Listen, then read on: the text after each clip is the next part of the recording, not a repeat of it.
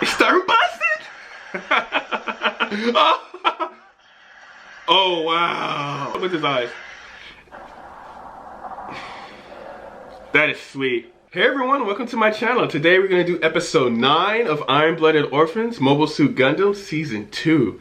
In the last episode, Takaki literally left Tekkadan. He was able to leave among a little bit of confusion between Mikazuki and myself, as Orga was able to let him go very easily in one of the meetings that they had together in a group setting. I wasn't really understanding why Orga was just letting Takaki go like that, like very easy, was very accepting. But pointing to him in the last comment, it was literally because Biscuit was in the same position that Takaki was. He wanted to leave the organization, but Orga was like, yo, I think we need you here, and like, you know, you're abandoning the team. But after Orga lost Biscuit in a similar fashion, and seeing that Takaki wanted to go home as well and be a family man, Orga was very accepting, and that shows growth. I really didn't see that. I was pointing to me in the comment in the last episode, and I really didn't see that, and I really appreciate that. That was freaking awesome. Besides that, it looks like McGillis is going to further his bond with Tekkadan, as he sees as though Tekkadan is the best option for Gjallarhorn, because McGillis sees Tekkadan as the best option for Mars to become a sovereign state. And this actually encourages and empowers Orga to say, hey, you know what, we're going to take this deal with McGillis, we're going to follow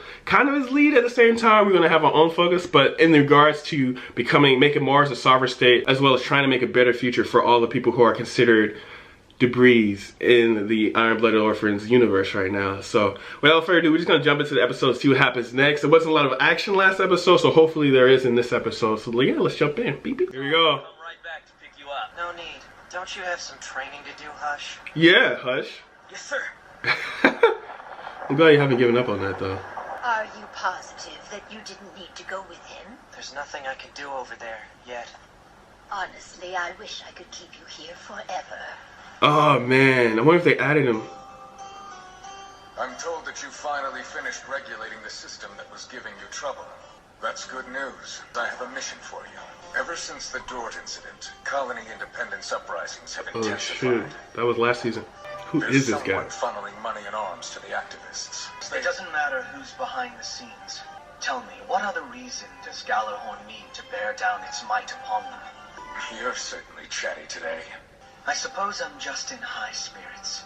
My friend and I finally get to fight together. And I want to see that. Have they decided who's gonna pilot these? 3 suits that came back. Chad's supposed to be the pilot of one. Ooh. I don't know about the other 2. Let me pilot one of them. It's a man roadie we snagged from the Brewers, that group you were working for. Wouldn't it bring up bad memories? Oh wow. For those of us called human debris, these were pretty much our coffins. But if Aston piloted one of them, so can I. Yeah! Lucky Hero figured you'd say that. So he's already made the arrangements. Mr. Dante. Oh damn. I'll be piloting the other one. What do you say we show him what former human debris are made of? That's what I'm talking about. Equipment we recovered from the Earth branch. Much appreciated. I wonder how many more arms we'll have to add. Wow. If my hunch is right, enough to win. Have you heard from Yamagi? Yes, they arrived at the Saisei a while ago. I wanted to ask you more about the mobile suit we found at the mine. Yes, I want to It's know. another Gundam frame, isn't it? That makes 3, with Barbatos and Gushion. Mobile suits named after demons keep finding their way to Tekkadan. I have a bad feeling about this. There you go. Overthinking things. Oh, stop. That was perfect. Break the ice. Hey, you're here. Oh, right. About that mobile worker-like thing you sent up along with this, there wasn't anything in the Tewa's database that matched it. Chief, we are now connected to the reactor's controls. Booting up. Hell yeah. And here we go. I've got the frequency of the Ahab wave, and its name appears to be Gundam Flauros. So he's signing over the power to govern Mars to them. Hmm. This is another huge deal you've landed for us. Gjallarhorn as a whole on board with this. The last thing we want to do is get tangled up in their internal affairs. Come on, gentlemen, let's not get ahead of ourselves. Hate to break it to you, but Tekkadan's nothing more than a charity case for the old man. Those kids have the audacity to negotiate a deal with Gjallarhorn and accept it without consulting us. Listen well, Naze. There's a procedure to these kinds of things. That's not Chesley makes a valid point. Yikes. But we can benefit from this. If this arrangement lets us take a cut of all business done on Mars, it'll be a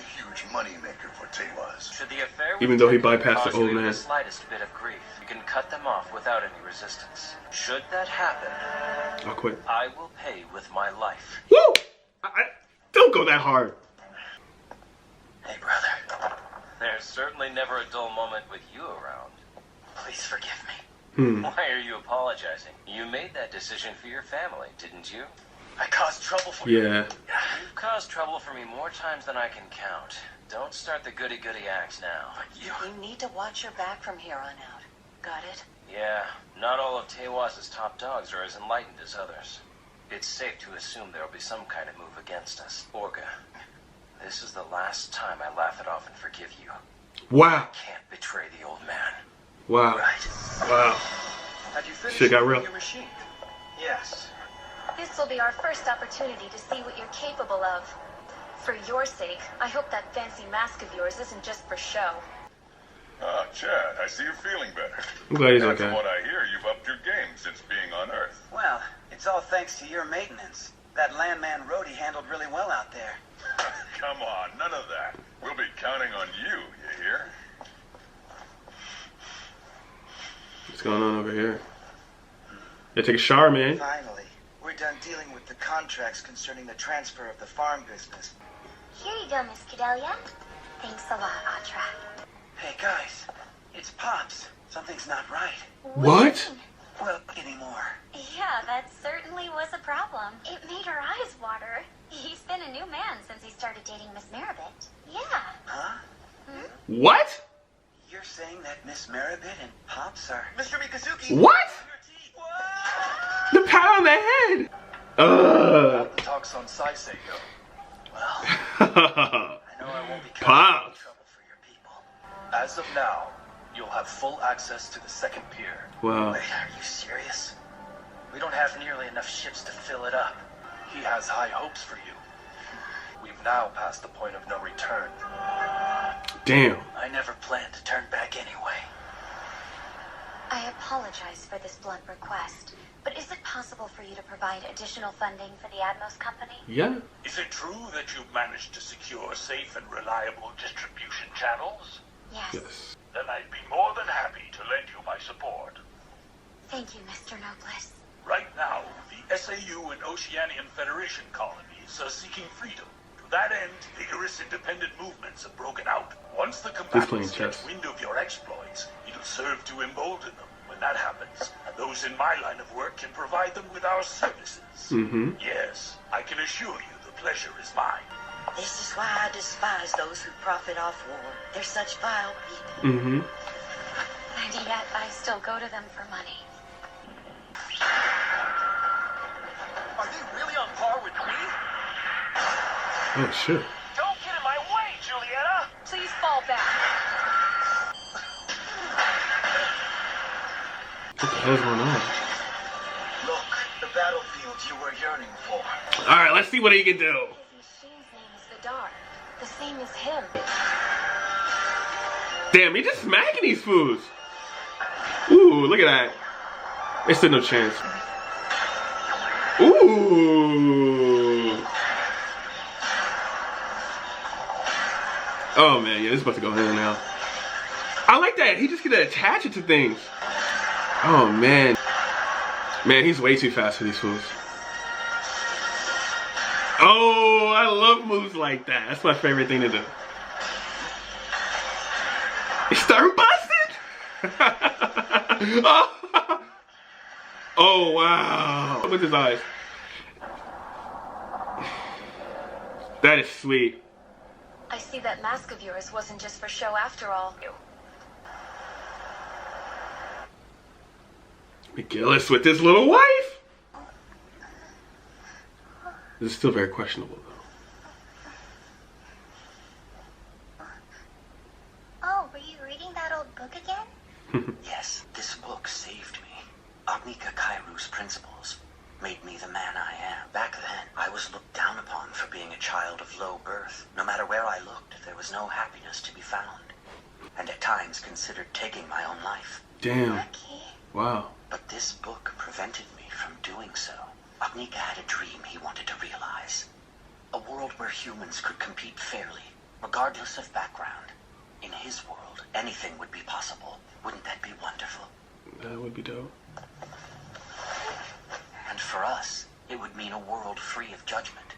We could love each other without anyone objecting to it. Wow. Lucky. If we lived in that world, do you think people would stop laughing at me and saying I'm a child? Yes. Of course not. Okay, this is getting a little weird. That settles it. I want to go there. Sure. I'll take you there, Amiria. Uh-oh. Uh-oh. August and Orga. Part 2. So that was the end of episode 9. I really don't have much to say about this episode besides the setup that is going to happen. Besides Naze, Orga, and McGillis are going to have to team up and pretty much be aware of their surroundings. It looks like even though Tekkadan and the Brotherhood are kind of together, there's some members that are not fully on board on the way that Orga and his gang is handling things, which is kind of crazy.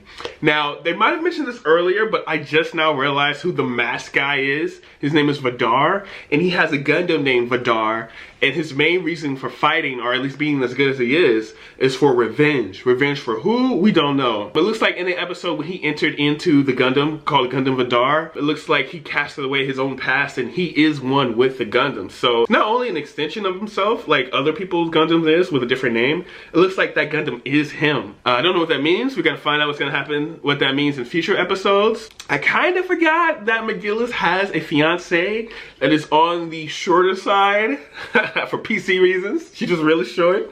Not really young, no, I was kidding. But she's really young actually, and I'm glad they didn't do anything weird like kiss, but they did get very comfortable together. Looks like Pops has a little girlfriend, a little hootie patootie, and I'm really glad for him. And he's like, I don't understand it, but I'm really glad that Pops has a girlfriend, and he is Sherry. Yeah, Chad was freaking out. I was freaking out. Like, I didn't understand it. I was like, what? I mean, he patted her on the head, and I was like, that's kind of friendly. Okay, whatever. But it makes sense when you're in a relationship to do that, so that's pretty cool. So it looks like Hush and August are getting along kind of well. Perfect teammates. Just kidding. Hush is really annoying the hell out of August, but I mean, that's the only way that Hush can get better. And I'm actually glad that in a couple episodes, Hush looked like he was going to give up. But in this episode, it looks like not only is he going to fight to become a stronger pilot, he's actually going to stick to August in order to make that dream come true. Which, you know, he didn't really give up. Like, from the brink of giving up to like going full force at it. I really like that. I really like seeing Chad back in action too, in his Gundam, as well as being healthy and ready to work. I guess the only takeaway that I get from this episode,